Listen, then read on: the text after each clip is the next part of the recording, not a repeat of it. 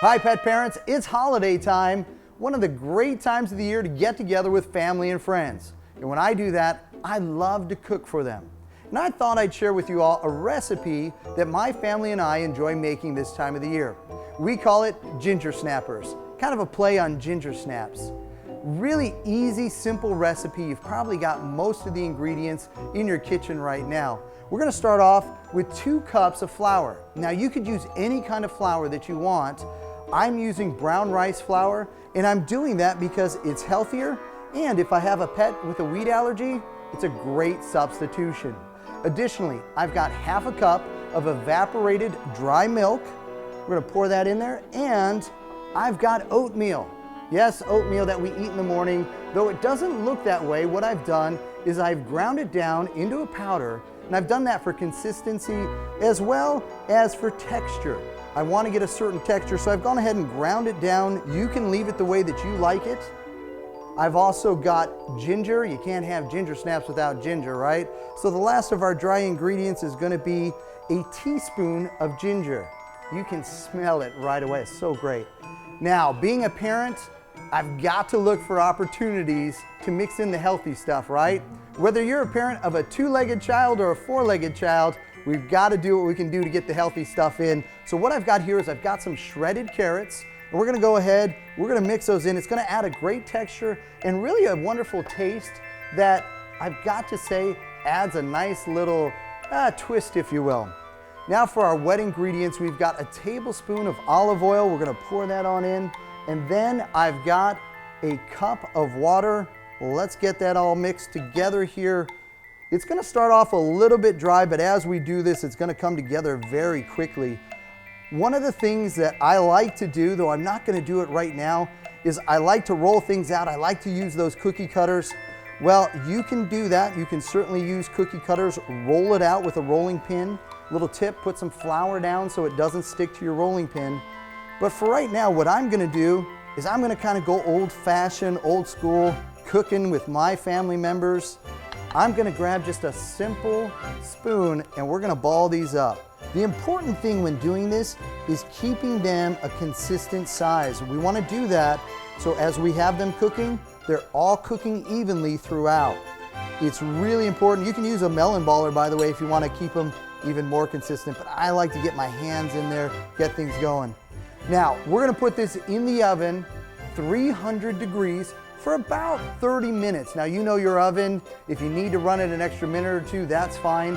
It's going to give you that consistency of ginger snap cookies. But if you want it to be more like biscuits, well, go ahead and cook it an extra minute or 2, not too long. We want them to be biscuits, not hockey pucks. We're going to get this going in the oven, but I still have a radio show to finish. Why don't you all come along with me?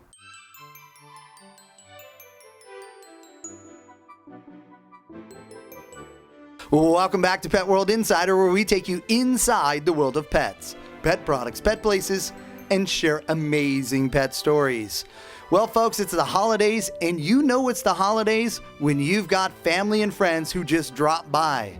Dropping by behind the mic with me, I've got producer Christy and producer Derek. It is certainly a treat to have you here.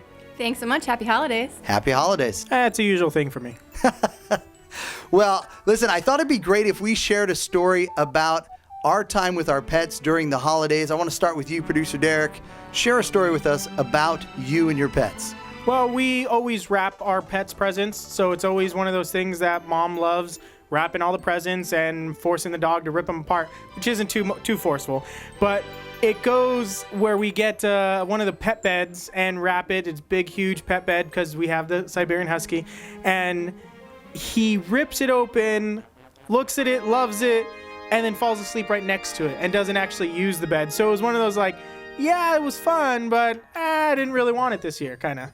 I love it. Now, producer Christy, you have a lot of pets. Share a story with us. I do. We actually have the opposite problem. We buy Christmas presents for our dogs every year, put them under the tree early, and my little rascal Chihuahua Audrey loves to try and get into those presents before Christmas morning.